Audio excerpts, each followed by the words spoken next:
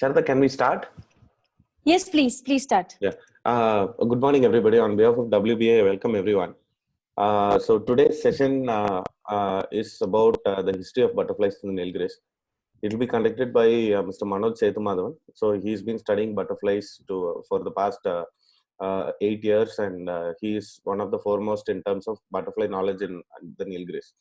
Apart from this, he's been very interested in the historical perspective of butterflies, who has studied butterflies and the legacy that the Nilgiris carries in terms of lepidoptera in as a whole. So I welcome Mr. Manoj to start this session. Please, Manoj sir, please start. Thank you, Vinod. Thank you, Sharda, for giving this opportunity. Well, children and butterflies, the screen doesn't say much, but both of them are very interesting. Small little butterfly. This little girl joined us for a walk in Gudlur a few years back, and that small butterfly which sits on her finger, it has got its own history. I shall talk of it in a while. Topic given today for me is butterflies in Nilgiris on a historical point of view. Primarily, we say Nilgiris, as you all are aware, it lies in a very beautiful ecosystem called the Western Ghats towards the south and north of Palghat. And the district itself has got all types of terrain, riverine tracts, and to the north, politically, we have the Karnataka state, separated by the Moyagaj, and towards left, we have the Kerala, and to the south also we have the Kerala, and to the east and northeast we have the Coimbatore district. So that is the geography.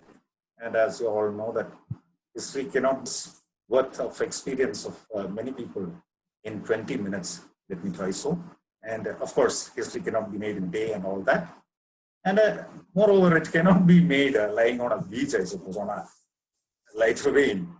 And it is an amalgamation of many people's great efforts. People from all walks of life, be it the missionary or the physician or the armed forces personality or a planter, everybody contributed their bit to make this history of the Nilgiris, this 200 years legacy, actually. See, many of them, all of them were not professionals. Many of them were just enthusiasts who, in those days, they allowed people to collect specimens. So they came here. The Europeans were the pioneers. Started in the 18th century, they came down and collected many interesting nature-related objects from India and especially from the Nilgiris. And it is not only butterflies. Nilgiris is the forerunner in many fields of studies, be it butterflies, be it odonates, for example. Fraser is still quoted and he is still read. And be it, the ants, Colonel Bingham, actually he is from the armed forces. He wrote a pioneering work on that. And mammals, you say, birds, I mean, not to mention birds, Jared and everyone, Wynter Blyth, no, not the this Wynter Blyth, there is another Blyth. So, everybody, likewise, everybody collected, contributed to make this as a legacy. Of course, the geographical location is also of prime importance. The secondary importance is of the contributions of all those people. As I was going over it, I saw another Frenchman coming all the way from France in 1834, spending 5 years in India and making a trip to the Nilgiris as well. And he wrote at the end of his voyages a book called The Souvenirs on Voyage on the South Indian voyages. It's a very beautiful memoir, really. And while he came in here, he took many specimens of flora and fauna. And actually, as I was telling you earlier, he was not an expert in many of those fields. So he took all these specimens and gave it to many experts to describe them and uh, deposit to the repository of science in various museums and things like that. Of my interest in this person's study was he first described this beautiful, people who are on the know of this butterflies will know this. It is called the Indian owl king, was described by Adolf during, in fact, documented by Adolf during his visit to the Nilgiris, from the Nilgiris. It is a very beautiful species, and he named it after his uncle, Benjamin de Lesseps. Actually, Benjamin de Lesseps also happens to be a part-time naturalist. He had in his own personal collection near about 700 specimens of botanical specimens. Okay, so the habitat he says is the Nilgiris, and he named it. People who know French can. It is in the open source. Anybody can access it and take it. It's a beautiful. So what I mean is, in 1830s, the first. I cannot for sure say that this is the first specimen from the Nilgiris, but nevertheless, it is. This is the specimen which was, and I had the privilege of rearing it firsthand from the Lamb's Rock. My friends insisted, and I did my first life cycle study on this beautiful butterfly called the Indian owl king, named as Shopsis benjamini. Initially, the genus was Hesperae. Then it has been reclassified as Shopsis. So it is not only the Indian owl king which Adolf carried along with him, the red Pierrot, many of whom have seen it in our place. It was again described from the specimen collected from the Nilgiris. So was the unique and only Nilgiri fore. This is a speciality of our place. It occurs north of the Palga Gap. Another subspecies occurs south, which is called the Palni fore. It is again described from the specimen common tree brown. Another beauty indeed. So these were collectors who collected, European collectors who contributed to the history of the Nilgiris by collecting and giving it to others who later described them and things like that. However, per se, the history, scientific accounting of butterflies really started with one Hampson, who came from London as a tree planter. A brief biography, I've shown it on the slide. You may go over it. Very versatile personality. In 1888, he wrote a paper in the BNHS journal called the Lepidoptera of the Nilgiri district, in which he describes, it is a very small article in the journal in 1888. This is the introduction, hardly 1.5 page of introduction. Initially talks of the geographical location of the district and goes on to conclude. I would like you to consider out this paragraph. Compared with most parts of the peninsular India, the district is very rich in butterflies, especially the slopes of the hills from 2,000 to 5,000 feet in elevation. The following list will be found to be nearly complete, and I do not expect that more than about 20 species will be added to it. Happened in 1888, mind you. To this day, it has not gone beyond 320 odd. The whole Tamil Nadu list, mind you, was 324 or so. It is still in the consolidation stage, whereas the last recorded document says around 310 from the Nilgiris. So much meticulous. It is a very simple document with 275 species. And this is one among the species which was described by, there are two categories of people who collected, and the other one is the one who collected it, who's not a professional, who's an amateur. The other one is both a collector and an amateur and an expert. This Mr. Hampson happened to be an amalgamation of all these three things. And he was basically a planter who had a special interest in lepidoptera. He collected them. He didn't only collect them, and he also described them. The striated five ring, which was described from the district, in 1888. We are happy to share here that we rediscovered it a few years back from the same type locality down the Kalati slopes, as well as this one was taken from Kunur itself. So this is another species which was sitting on that small child's fingers, called the Hampson stage blue, in honor of the great Hampson. It can be found in the Gudlur area. This is another one which was named in honor of Hampson, the white-tipped line blue. We took it from the Kotagiri slopes. So this Mr. Hampson, his paper is not that very difficult. It is very simple thing. If he describes a species, or if he says, records a species, he would just say the scientific name, and he would just say that he has seen it at so and so elevation, or if he wants to further elaborate, he would go on to say either in the southern slopes or the western slopes, or the whichever area, generic area which he has seen. However, it seems he had a very good manuscript wherein he has elaborated on each and every detail, which was actually exploited by another gentleman called Frederick Moore, a Britisher, who wrote a compendium on the butterflies of India. It took near about so many years for him to 1890 to 1930. He himself could only complete 8 volumes of it. The other 2 was completed by one P.R. Bell.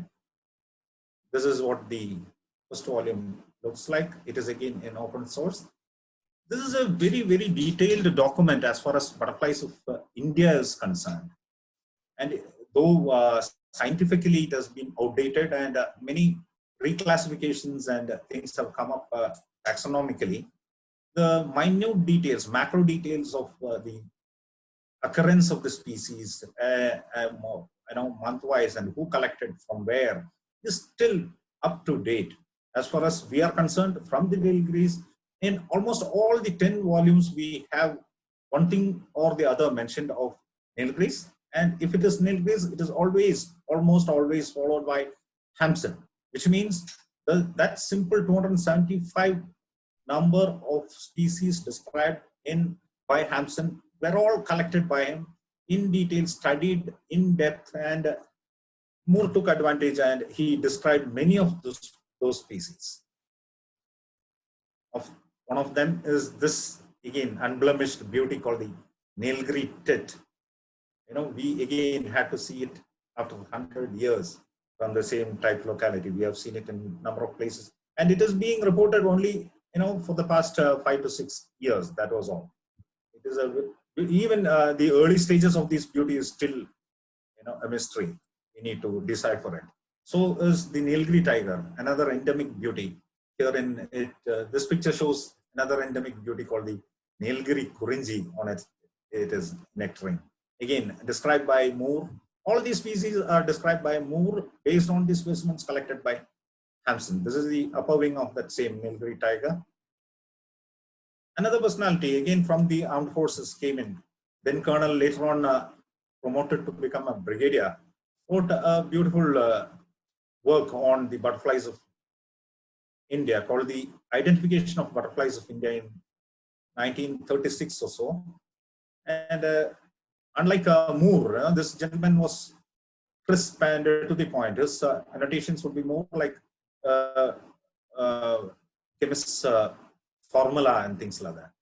Very, very sharp, and again, revisions, science is always ever changing, But Evans is again considered as father of Indian butterflies. And towards his contribution is this beautiful butterfly called the Nilgiri fritillary. We have it only in up north and south. The next one is, that is after the Himalayan genus, we have it only in Western Ghats. And of course, one in the Eastern Ghats. Earlier, all 3 were treated as one, whereas Evans split it into 2 castes, one occurring north of Palghat as the Nilgiri fritillary, and in the Eastern Ghats as the Palni fritillary. Many work is going on even right now, at the molecule level about this beautiful butterfly. Many things are going to come. Even WBA has contributed quite a lot to its reclassification, and very soon it might be elevated to a species level. That is what I heard. After Hampson, the worthwhile document to read is of Mark Alexander Wynter Blyth, another meticulous gentleman. By profession was an educationalist.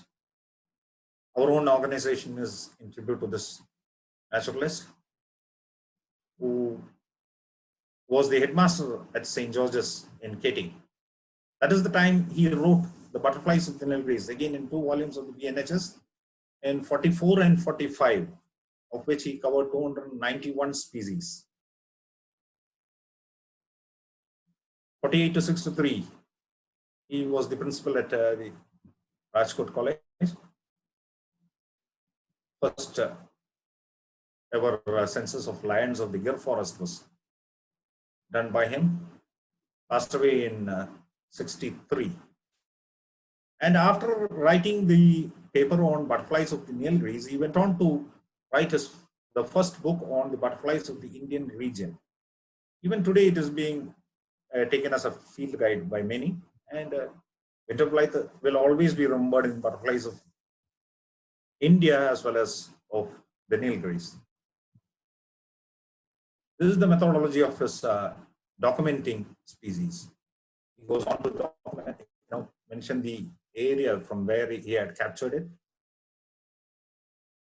And further, as a headmaster, I would say, goes on to date even from where and how many species he had observed and recorded. Such a methodical and meticulous personality. Mr. Wynter Blyth, Mark Alexander Wynter Blyth. Last but not the least, Torben beyond Larsen, a great personality.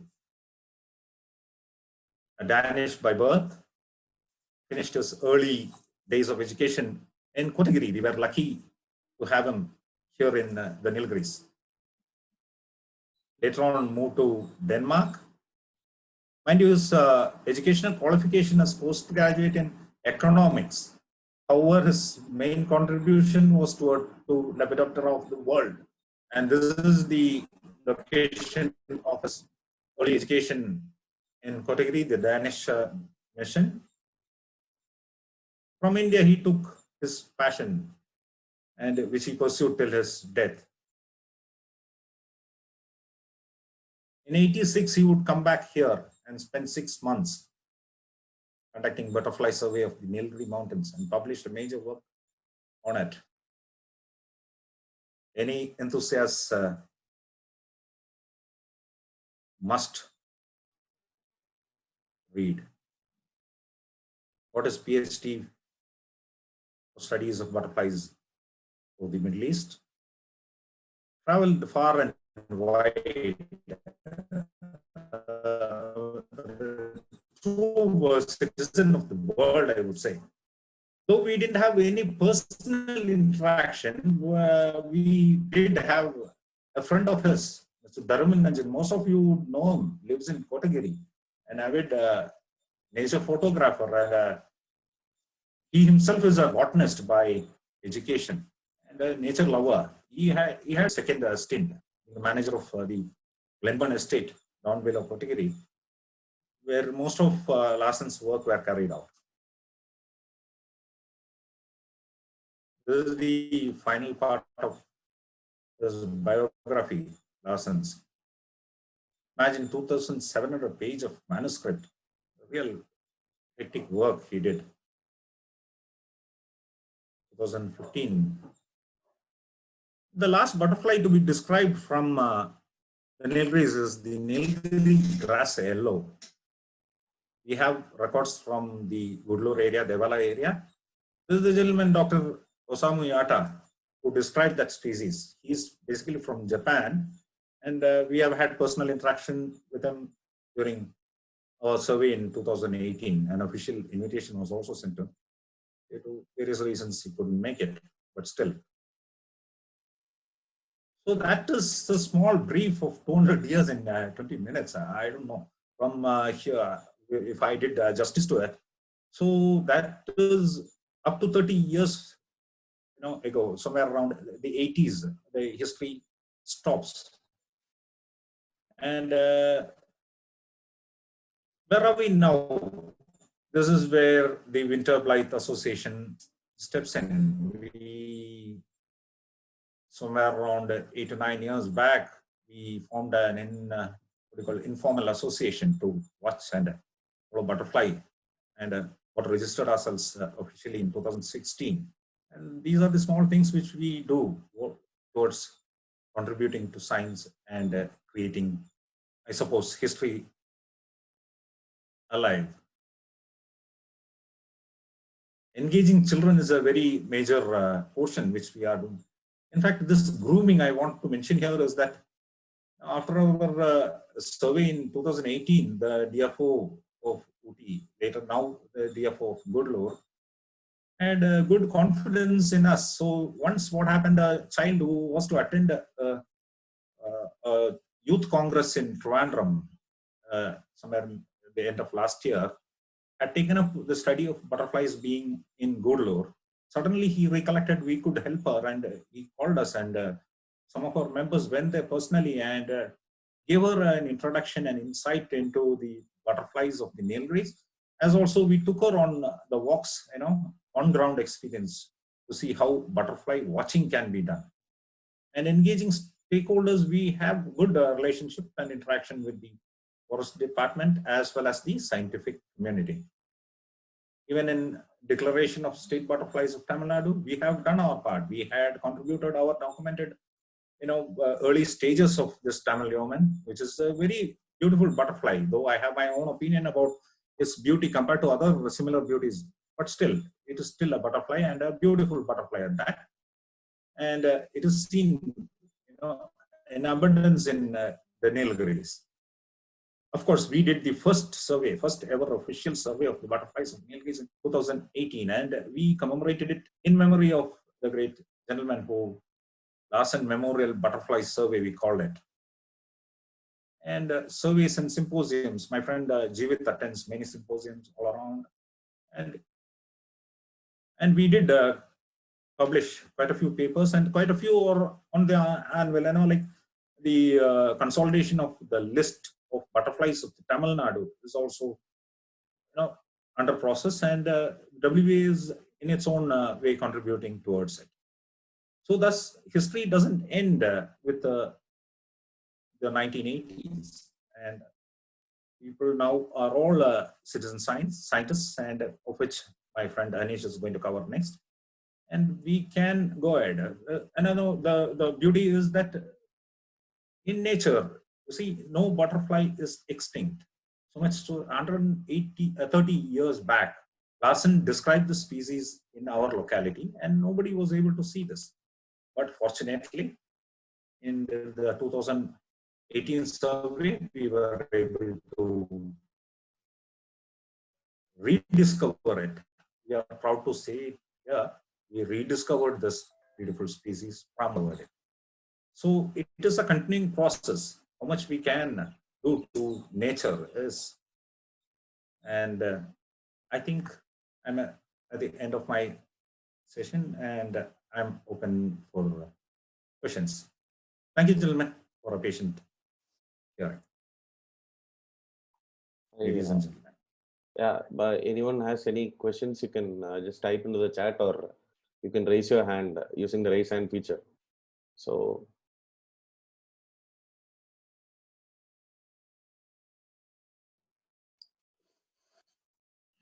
you can unmute yourself. That has been enabled. If you want to physically ask a question, you can unmute yourself.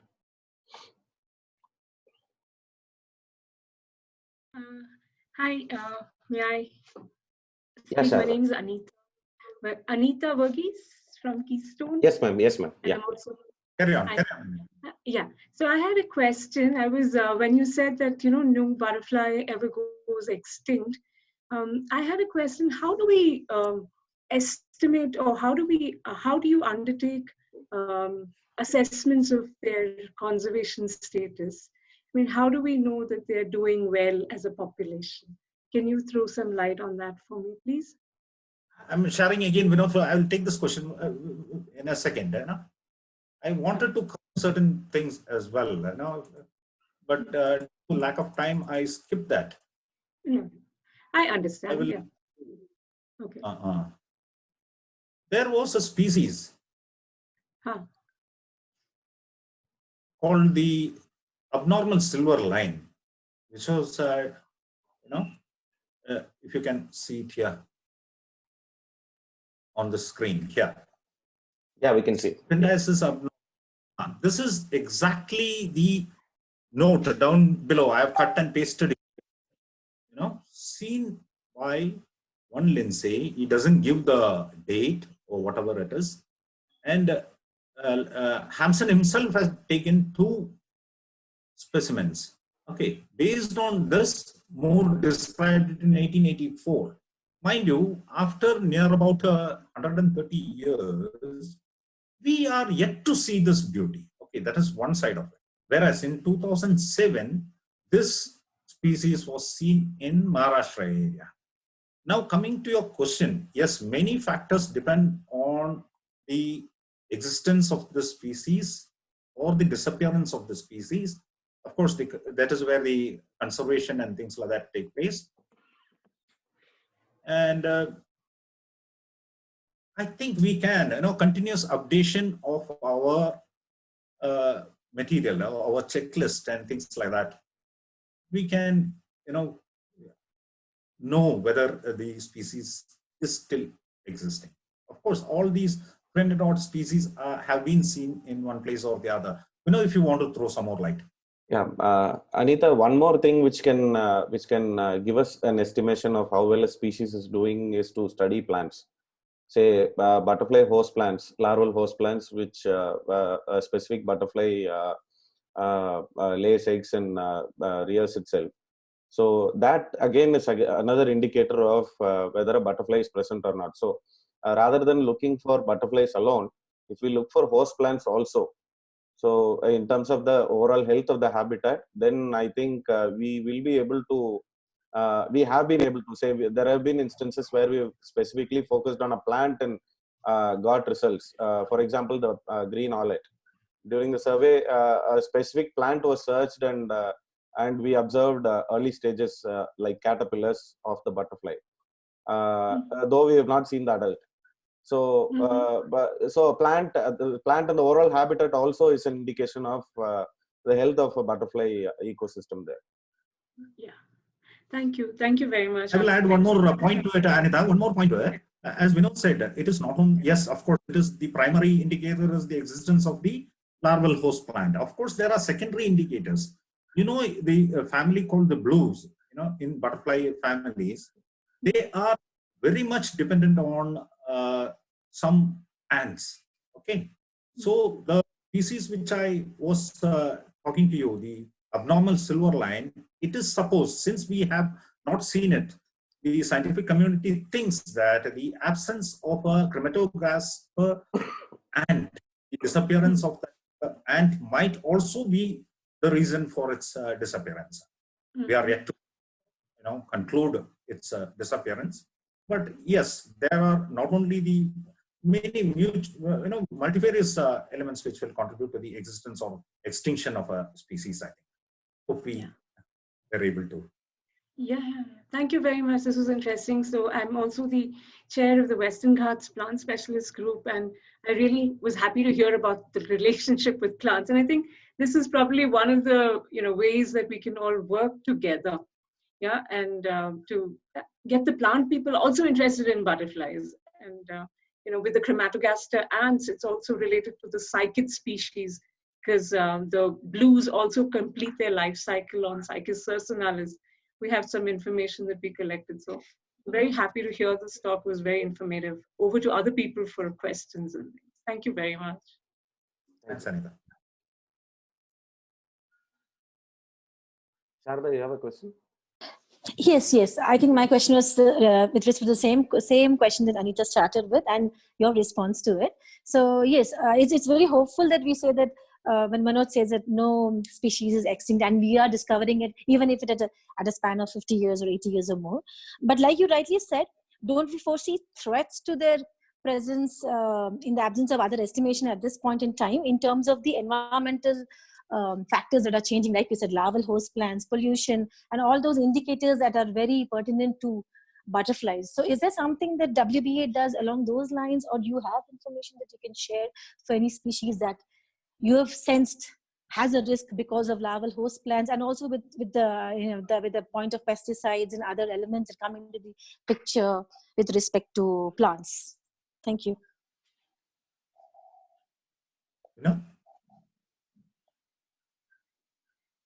Vinod? Hello? Vinod, can you?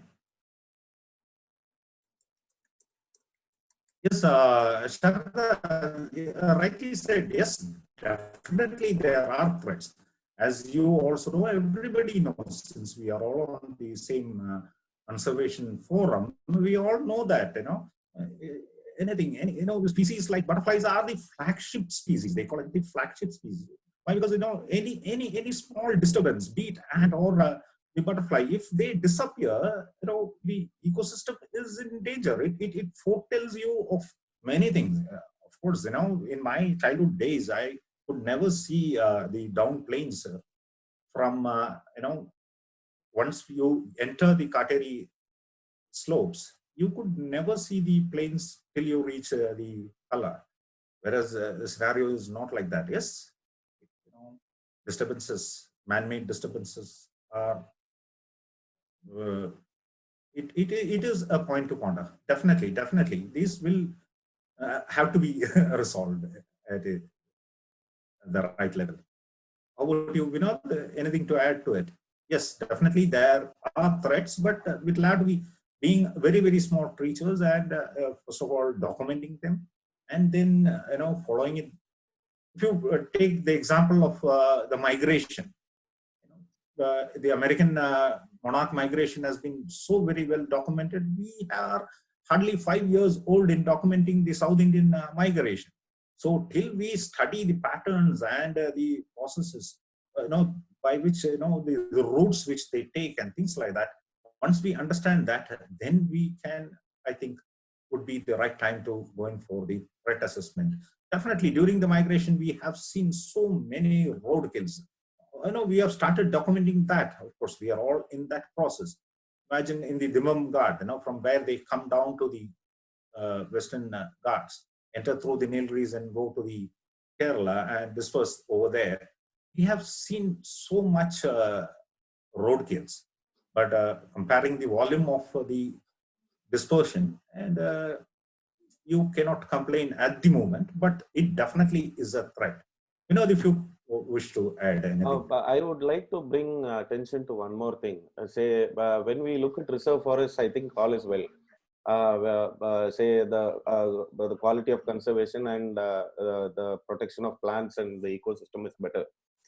When you come to the plains and especially in Coimbatore and the surrounding areas, in 90s and 2000s, early 2000s, a lot of logging happened here, legal and illegal. So I think the forests are coming back now. If you look at habitats now, you will see stunted, 10-year-old trees, native trees, which are just growing back from barren hill tract. So what we have seen is that in the past 1.5 years, as these trees have become bigger and the ecosystem is becoming more natural, we've seen more butterflies coming back to these forests. So, for example, we got the silver streak blue from a place called Palamalai near Perinakampalayam. So this is very much the foothills of the Nilgiris. But what we've seen is, compared to 5 years back, there is more butterflies there. So nature has a way of healing itself. But the point is that we should give it the opportunity and the time which is needed for rejuvenation, considering that native plants grow slowly than hybrids. So I think nature will claw back if we are able to give it the space and time. And I think the Coimbatore foothills example is a classic one at that. There is a lot of wildlife which is coming back, not only butterflies, a lot of wildlife which is coming back to these hills because the forests are given an opportunity to come back. Yeah, that's it. Anita Thank has another question. Yeah, please, Anita. I don't want to, nobody else has a question, so I thought I'll just jump in. Yeah, please, please. So, the talk was really brilliant, and I always appreciate a speaker that sticks to time. So I know you've been doing this for many years, I guess. That was really good. And I wanted to add, so has there, like, whenever we talk about naturalists or natural historians, we always have only the colonial past to fall back on. Where have we lost the discipline of making these notes or sharing these notes or making these notes public? Do you have some thoughts about that? I just wanted to know about that also. Your thoughts, both Vinod and Manoj, please. Really, I do. Of course, when you call it scientific documentation, I would see there were many documentations done by many people. Post-independence, there is many things happening, from the Indian side, I'm telling you. It is not only the colonial Raj which contributed. Of course, Larsen himself has got nothing to do with the colonial monarchy or anything like that. Of course, we have other people like, for example, in India, post-independence, we have many people who are involved in it. Very, of course, if you are talking about history, yes, there were only tidbits, but not scientific documents per se. From the Aurangzeb's time, we have notations, of pictures of butterflies flying around. It is not that, it is not been recorded. Butterflies have not been, it is not recorded, but the scientific documentation, I have a feeling we do lack. It is only because of the European intervention we started to realize its worth, and that is my thought. Yes, of course, post-independence we are far ahead. Indians participate in many micro level to the citizen science level. So much contribution there to the world of lepidoptera. No doubt about it. So, Anita, this will be the focus of the next session, which will be happening with one Mr. Hanish. So this session will focus on how, as common people, we can contribute to the scientific community. So, as citizen scientists, probably Anita meant the historical perspective. That yes, say the quality of the research which happens, and the level of scientific findings which emerge. I think there is a huge variation in terms of, there is some very high quality, and there is very low quality also. So I think say as a society, I think we need more scientific rigor in terms of studying nature as a whole, not only butterflies. This is what I can tell in my 3-4 years of serious exploration of literature. So I think say a lot of organizations need to step in, not only individuals. As individuals and as an organization, we have done our part to publish some scientific papers. But I think the overall body of knowledge itself is very small. So that is a problem. Yes. Okay. Yeah. Thank you. Very informative. Thank you. Yeah, I think we close. We have exceeded our time by about 15 minutes now. Yeah, yes. I thank all the participants and Mr. Manoj and WBA will welcome you to the next session at 11:30 a.m. Thank you so much. Thank you. This was excellent. Thank you.